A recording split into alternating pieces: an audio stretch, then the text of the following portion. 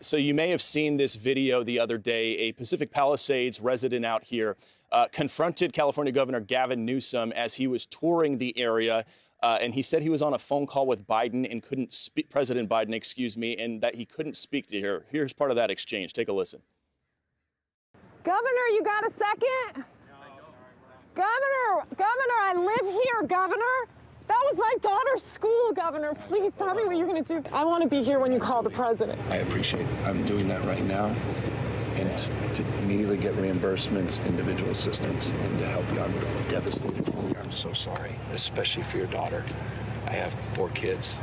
Losing the school. Everyone who went to school there, they lost their homes. They lost 2 homes because they were living in one and building another.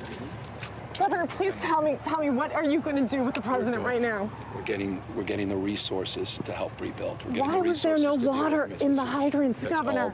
That's all literally. Is it going to be different next time? It has to be. Has to be, of course. So that was Pacific Palisades resident Rachel Darvish, who was confronting California Governor Gavin Newsom there. Rachel's kind enough to join us this morning. Rachel, we thank you for your time. I guess my first question to you, what did you make of your exchange with the governor? Good morning. Thanks so much for having me here.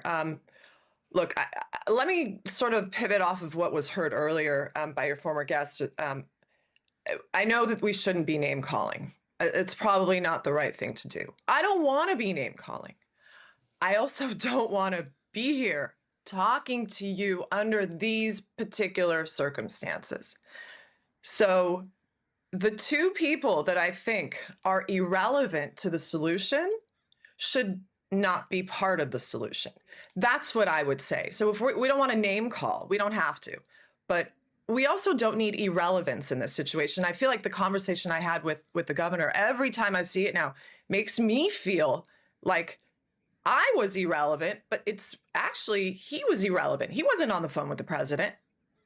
So that's how I feel. That's what I make of that conversation. And at the moment, it was really all emotion, just trying to get to him to say, really, what can you do for us? I'm standing here looking at the rubble of the school my daughter is going to. She's 3. These little kids don't have a future. And I am sort of dismissed as if my questions are inappropriate. That's how I feel now, even more. Every time I watch this clip, it's devastating. Yeah, you know, the clip has gone viral. It's got millions of views at this point. I'm just curious, you know, when you went up to him and you were questioning him, he said he didn't have time because he was on the phone with President Biden. And you asked, well, can I join the phone call? He looks down at the phone and says, well, I don't have service. I'm trying to call him right now. So he wasn't actually on the phone with him. Did you just get the sense that he was just trying to brush you off and get you to go away? Well, look, I actually got a chance to have a glimpse of his phone. So, I mean, if he showed it to me, I feel like there was no conversation. Don't hide it from the world. Don't tell people. The first call was not to the White House. That I can guarantee you. And at the moment, there was no call on the line. So put those 2 things together. It doesn't take a rocket scientist to figure it out. So thank you, Governor Newsom, for that amount of respect that you had for me at that moment. I don't appreciate it. You know, one of the big topics out here has been the lack of water or water pressure in those initial hours of the Palisades fire. Governor Newsom was asked about that the other day, and he said, well, the locals are going to figure it out. That's their issue.